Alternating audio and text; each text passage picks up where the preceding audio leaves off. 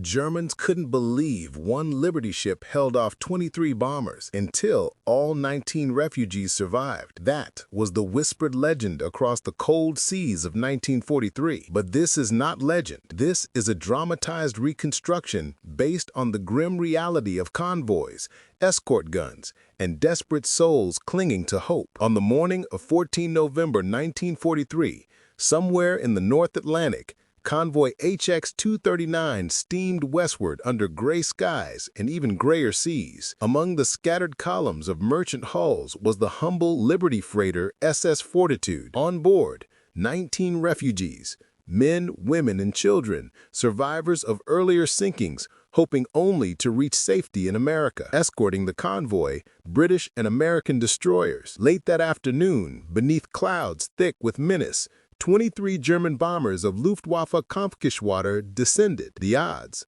overwhelming. The outcome, beyond belief. This is their story, a portrait of steel and sweat, fear and resolve, a tale of ordinary souls at sea, thrust into extraordinary circumstances. What happened next would become legendary. By the autumn of 1943, the Battle of the Atlantic had turned. Slowly, Arctic convoys battered by U-boats, Mediterranean convoys under siege from Axis air power. Convoy HX-239 departed Liverpool on 9 November, bound for Halifax, Nova Scotia. Among its 42 merchant vessels was SS Fortitude, a new Liberty ship, freshly launched from the yards of Bethlehem Sparrows Point. Standard Liberty design, 441 feet in length, twin-screw propulsion, top speed about 11 knots. But recently, in an attempt to give these freighters a fighting chance, Fortitude had been outfitted with a defensive armament, a 4-inch 50 caliber stern gun, a 3-inch 50 caliber bow gun,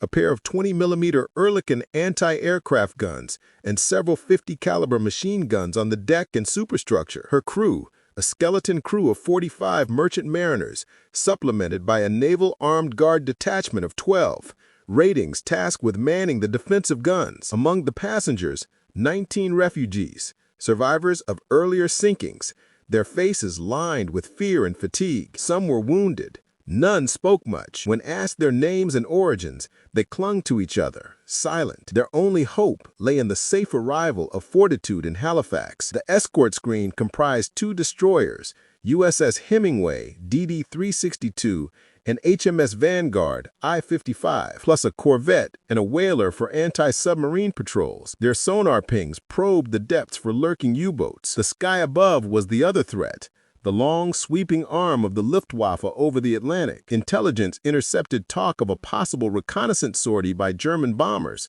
operating from bases in occupied France, tracking Allied convoys. For the men aboard Fortitude, the sea was cold and indifferent, but the air that day would decide their fate. By 1200 hours, the convoy was stretching its columns, some ships trailing flickering flags, others silent silhouettes in the murk. The wind bit, sharp and salt-laced.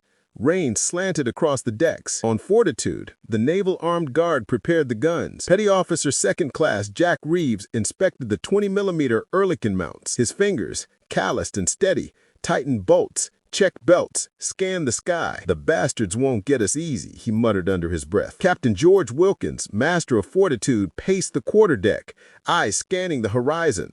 Beside him stood Lieutenant Junior Grade Robert Bobby Harris of the RN Armed Guard, a young man from Portsmouth with hollow cheeks and haunted eyes. The refugees huddled below, children seeking blankets, mothers clutching bent rosaries, fathers exchanging tight nods. Their quiet dread pressed down on the vessel like a heavy fog. By 1300 hours, the first radar blip appeared on the destroyer screens, a cluster of contacts 30 miles to the southeast. Escort commanders conferred. USS Hemingway changed course 2 degrees east, steaming to close the screen. The convoy tightened. Smoke drifted from stacks, mingling with low clouds. The sea roared, waves pitching the freighters like toys. At 1400 hours, lookouts on Fortitude spotted dark shapes just above the cloud line, distant, faint, uncertain. Lieutenant Harris grabbed the telephone to the bridge.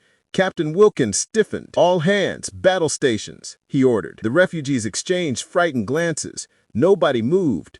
The sea spray masked tears. On the destroyers, sonar crews reported a submarine contact, possible U-boat shadowing the convoy. two threats now, beneath and above. The escort turned inward to guard the flanks. Fortitude was alone, in the middle. On deck, the naval armed guard manned their stations. The 4-inch gun aft trained to the sea, powder bags ready. The 20mm Ehrlichens clamped upward, belts clipped into place. Jack Reeves glanced at the sky again. Silvery shapes now, unmistakable silhouettes of bombers. He counted. At least a dozen, maybe more. The guns tasted salt and oil. The refugees below didn't know what was coming. For them, survival depended on those men on deck. Time stretched, every minute heavier than the last. The wind shrieked, the sea jolted, rain flicked across portholes, and the sky darkened. Then, a great horn shrieked from the lead escort. Bogies at 291, high, 23. The number echoed like doom. Ours. The first bomber dove, a long-winged Dornier Do-217, engines droning, flares in bomb bays. It came in low, bombing run at 500 feet, dive angle steep. The bomber banked, flak bursting around it. The 20mm guns spat fire, tracer streaks tearing across gray clouds. Fortitude's 3-inch bow gun roared, screaming into the sky, but the angle was wrong. The bomber dropped its payload. Impact. Just 200 yards from Fortitude's port quarter, a towering plume of water, salt spray, and flame. Windows shattered, deck crew thrown off balance. The refugees below lurched. Panic, a mother's cry. The acrid smell of cordite and burning fuel filled the air. More bombers followed. They came in waves, 3, 4, 5 at a time. German voices bellowed orders through darkened skies. Machine gun fire peppered the sea surface. On the bridges of destroyers, spotting scopes started tracking, but the escort was too far, their guns struggling with height and range. Fortitude was in the crosshairs. By 15:15 hours, 15 bombers were in the air. 4 came from starboard, low, 2 on fire, smoke trailing. 1 turned away, then vanished into cloud. The rest pressed on. Another 3-inch salvo from Fortitude exploded among them, but the damage was minimal. The bow gunner shouted, "Near miss! 1 straggler hit, smoking but staying up." Below decks, the 19 refugees huddled together. Among them, an old man whispered a prayer. A boy looked wide-eyed at the ceiling, water dripping from overhead pipes. The bulkheads rattled, the ship groaned. On deck, Lieutenant Harris barked orders. 20mm, concentrate starboard. 4-inch, ready aft. Machine guns, port side, suppress low passes. The guns responded, a crazy orchestra of fire. Shells screamed upward and outward. Steel screamed in return when one bomber at 300 yards dropped a 250-kilogram bomb. The deck behind the bridge convulsed in a shock wave. Splintered wood, twisted railings, deckhands shielded their eyes. The sea around the ship boiled. One man, A.B. Thomas Tommy Rivera, knelt beside the aft gun, magazine empty, clipped in a new drum. His hands shook. His face glowed with sweat and salt. Fear, fury, resolve. "Come on, bastard," he muttered. At 15:27 hours, the 5th direct hit. Port side, amidships. Flames erupted in the cargo hold. Smoke billowed. The ship lurched dangerously. Bulkheads creaked. The firefighting team rushed to the hold. The refugees screamed. Smoke stains on pale faces. Captain Wilkins barked, "All hands, man the pumps! Naval Guard, keep firing! Destroyers, cover us!" But the destroyers were pinned down by higher-flying bombers. Their 5-inch guns barked feebly. Dive bombers evaded. Fortitude was now on her own. More bombs, more near misses. The sea around her glowed with oil and fire. The smell of burning wood, fuel, and fear was choking. The air was thin and white with spray. For a full 10 minutes, the air was filled with steel, smoke, screams. The deck was chaos.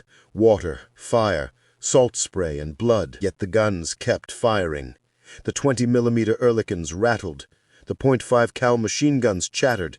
The 4-inch bow gun fired shell after shell into the roiling sky. At 15:38 hours, something changed.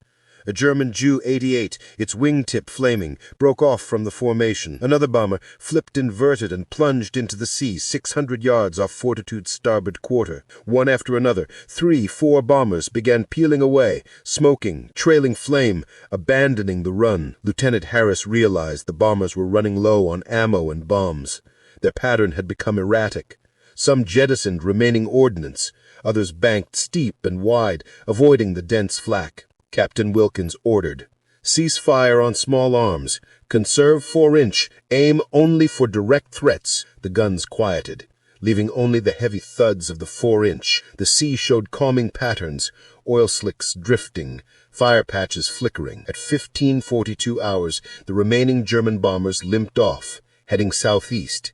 Engines smoking, formation splintered. The roar faded. The only sound now, the sea slapping against a wounded hull. Below decks, the mother held her child. The old man wept softly. The boy looked out a porthole, the sea dark, an orange glow on the horizon. On deck, Lieutenant Harris exhaled, face gray. "They've gone," he whispered. "We bought time." Petty Officer Reeves dropped to one knee. "Never thought. A Liberty freighter." He didn't finish. What happened next would become legendary. Fortitude limped on. Fires in the cargo hold were extinguished after another hour of desperate fighting by the crew, drenched in oil, using seawater from the fire mains. The destroyers formed a protective arc around the convoy, sonar pings resuming, depth charges rattling the hull. The wounded were tended. One deckhand lost a leg. Another suffered head injuries, but the 19 refugees, all alive. Casualties: 2 merchant sailors killed by shrapnel, 1 naval guard rating badly wounded, 3 more lightly. The SS Fortitude, scarred, smoking, patched, still afloat. Days later in Halifax, newspapers printed, "Liberty ship fights off 23 German bombers. All passengers survive." The 19 refugees stepped onto Canadian soil, blinking under gray port skies, clutching small duffel bags, their eyes wide but alive. The crew received informal commendations. Petty Officer Reeves and Lieutenant Harris recommended for meritorious service citations.